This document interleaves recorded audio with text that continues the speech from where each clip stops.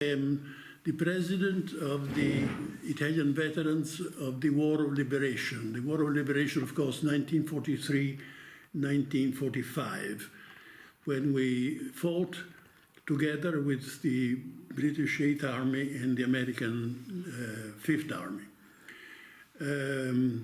What I can tell you about it is that our participation officially started with the declaration of war of 13 October 1943 against Nazi Germany.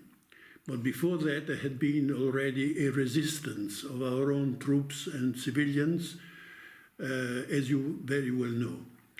The war started with a small detachment accepted and approved by the Allied armies. It was called the Primo Raggruppamento Motorizzato, and we fought at Mignano Montelungo on the casino front. From there, we always took part as a part of the 5th Army, first of all the 36th Texas Division, and then the regiment became enlarged itself and became a Corps of Italian Liberation, Corpo Italiano di Liberazione. And we took part on the whole offensive against the Gothic line. We crossed the Po against the Germans together with the two armies, and we reached finally, at the end of the war, the Alps, where we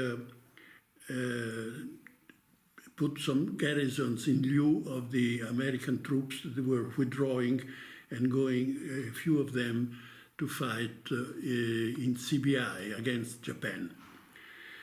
CBI is China, Burma, India, as you know. So this is, in a few minutes, our own participation. It was very well approved, of course, by the Allies. And just a few months after, 1 year and a half after the Treaty of Peace, we were accepted as co-founders of the Atlantic Alliance and of the first European Community. And we have been allied ever since. So this is, in a few words, the story, the history of our participation in the War of Liberation after the armistice signed on September 3rd at Cassibile in Sicily. And the armistice was then announced by Field Marshal Badoglio, the head of the Italian government, on September the 8th. One thing I can remember as a participant in the campaign is that on April 9th, 1945, when we started the final offensive against the Germans south and north of the Po, we were bombed by mistake the very same day that we started the offensive, 9 April, by the American bombers. And funny enough, 50 years later, I met Mr. McGovern, who had been a political candidate for the presidency, McGovern. Okay. And he had been the commander of the formation of the planes of the B-52 or 53 medium bombers that by mistake bombed our own troops before bombing the Germans. Oh. So that's an episode that I always have in mind. If something else I can tell you about my own experience. Can you say your full name, date of birth, and where you were born?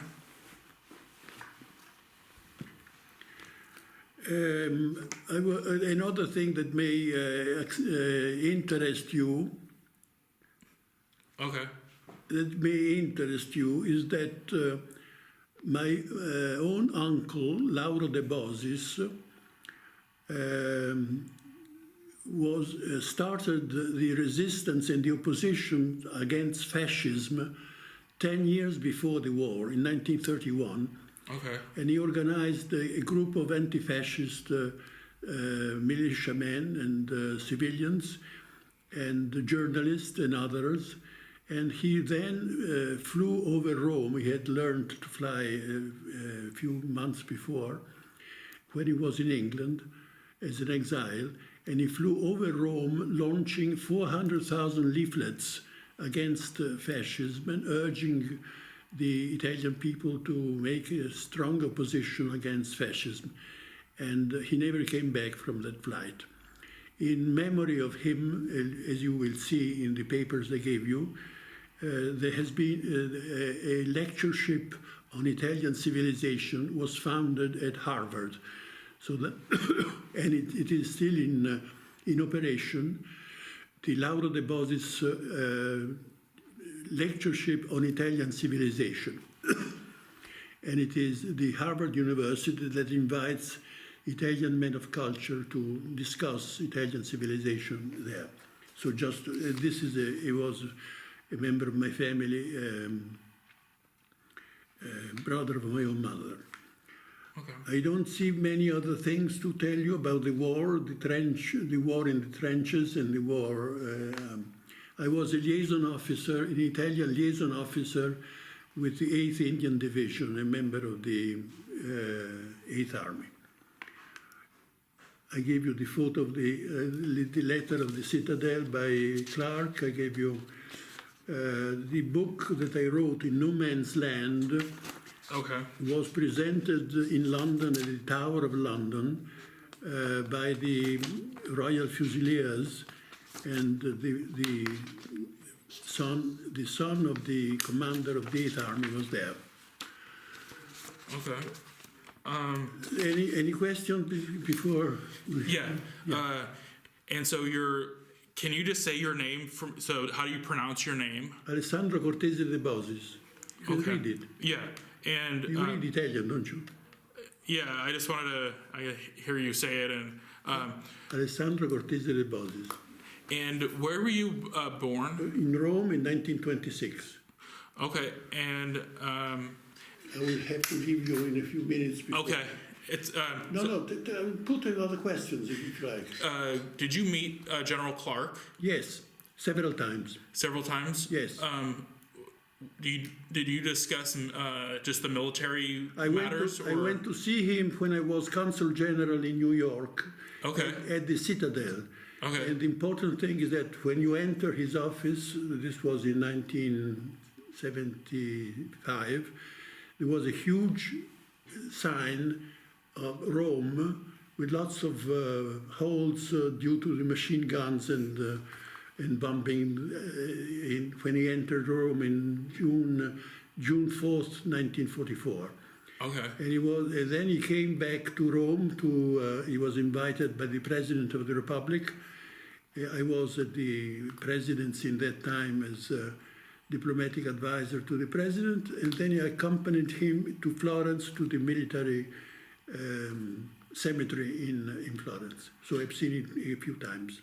And was there some disagreement with the taking of Rome? I guess the American government said, don't take Rome, just go after the German soldiers or something. No, the American government wanted very much, early when they landed at Anzio, the main object was not Rome, but was to cut all the communications between Cassino, where the front line was, and the north. When all the stories, all the reinforcements came from the north.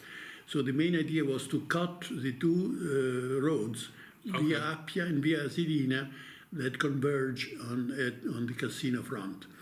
But apparently the main effort was not on that direction, but on the direction of Rome, to take Rome, because Clark knew that the Normandy landing would be quite soon, and he wanted, of course, for the American army and the American nation, the glory of taking the first of the enemy capitals. And that's what he did on June 4th. and 2 days later, the Normandy landing took place. Yeah. And so when you were younger, did you have to wear like the fascist uniform with a hat? No, And when I was very young, I did not do that because I went to a religious college. okay. So I didn't do that. Perhaps one day, once, perhaps, but it was very, very small. Okay. But then I volunteered and I became an Italian liaison officer with the 8th Army, and I was posted to an Indian infantry division. Yeah. And the main thing was to patrol constantly in no man's land, to know exactly where the enemy positions were, the naval warfare, the tanks, the snipers, and so on. Yeah. And so did you ever, when you were doing that, did you have to carry a weapon with you? Did you carry like a rifle with you when you were? Yes. Did you ever see any combat? All the time. Because we were always in no man's land. That was our main job, to patrol constantly together with the partisans, and the few Italians remained in no man's land, peasants and so on, and to identify the places that had been already captured in comparison with the others which had not been, to know exactly which one to bomb with the Air Force and with the main artillery. Okay. So how many battles were you in? Or did it just last for about a year? Small, yes. It lasted for 10 months for me. Okay. And so we ended up, we crossed the river Po on my birthday on April 23rd when I was 1945. Okay. And what were your thoughts on Mussolini? Well, we were all anti-fascist since 1930, so Yeah. he was a tyrant. He was guilty of the Jewish racial laws Yeah. and all that. So he was, and then of course the alliance with Hitler. Yeah. The main, he knew about the concentration camps and all that, but he did it all the same. Okay. What is the title of the book you're writing? Well, I'm still thinking about the title because I've been having interviews with people, Americans, Yes. Russians, Russian. Ukrainians, and Romanians, and Very interesting. yeah, Well, there was a liberation movement in every one of these countries, so yeah. unfortunately I have to go, but you have my telephone number. Yeah. If you call me tomorrow, how long are you going to stay in Rome? Just the day after tomorrow, I'm leaving. I see. I'll see if I can free myself, because tomorrow I have to go to the chief of staff. Okay. We're under their tutelage, So if your interpreter phones me, I'll see what I can do. Okay.